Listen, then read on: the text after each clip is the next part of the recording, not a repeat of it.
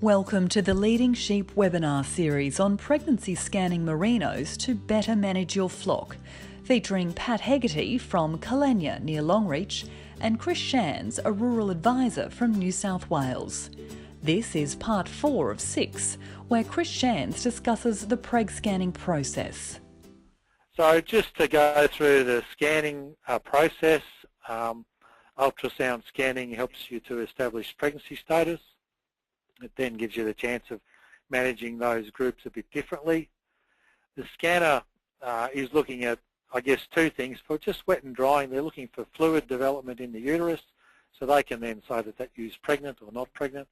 And for then identifying twins and singles, they're actually looking for developing skeletal parts, so that they're looking at two rib cages or two heads or beating hearts in the ewes that they're scanning. For improved accuracy, I guess it's probably better if the ewes are joined for shorter periods. So 2 cycles is sort of 35 days. Certainly 3 cycles is not too much of a greater problem for the scanners. The only thing is that some of those ewes that might have joined much later might be a bit more difficult to tell whether they're carrying twins or singles, but most of the scanners should pick up that they're pregnant. The ewes should be off feed for about 4 hours. That just empties the bladder so that the scanner's got a good picture.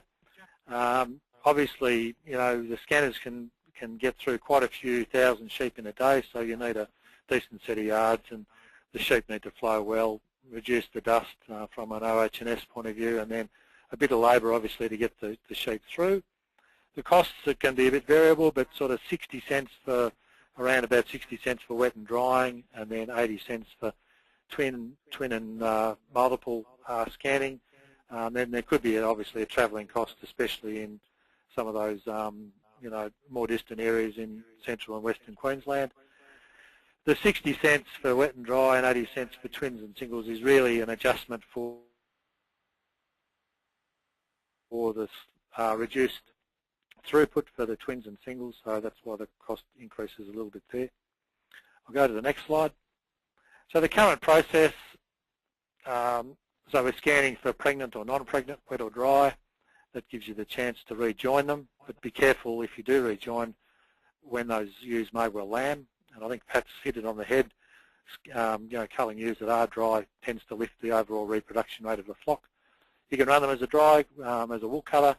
And I guess with the mutton prices having been pretty strong, then there's a bit of a temptation to sell them and get some ready cash. Scanning for litter size, single or twin bearing. Once the scanner comes along and starts to go through a few pens of animals, then I guess that'll give you a pretty good idea if you've got more than about 10% of those ewes carrying twins. So as a rule of thumb, probably not worth scanning for twins and singles if there's less than around about 10% of those ewes carrying twins. And then obviously with the scanning, that allows you to manage your twins and your single bearing ewes a bit differently. Other areas that the scanners perform these days is identifying the first and second cycle single bearing ewes, and the idea of that is for producers, I guess, in more favourable, well, different pasture conditions where those lambs can get very big in the last 2 to 3 weeks before they're due to lamb. That's really to try to regulate the weight of the second cycle single bearing ewe lambs. Now look, the other area which is a lot of producers are really cottoning onto with scanning is maybe not so much scanning for twins and singles, but being able to identify ewes that are going to lamb early, and then there are those ewes that are going to lamb later. So it means then that you can draft up your ewe groups and say, right, this mob are going to lamb in the next 3 weeks.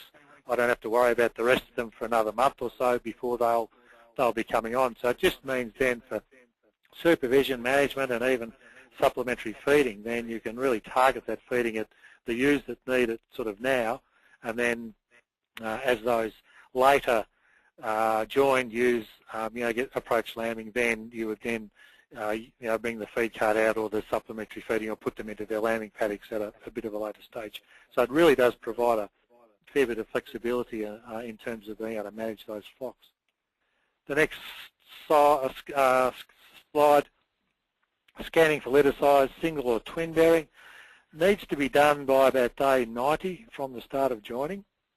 So if you leave it much later, it's hard for the scanners to actually see more than one fetus there. The lambs in from sort of around about that day 90, they sit very, very still. They're only oxygenated at about 30% of what the ewes normally take in, so they don't move around much. If you scan them much later and you need to provide some management, then it doesn't give you enough time to develop a feeding program or put sheep into some different pastures which will benefit them. But keep in mind they can be scanned for litter size down to about 70 days, but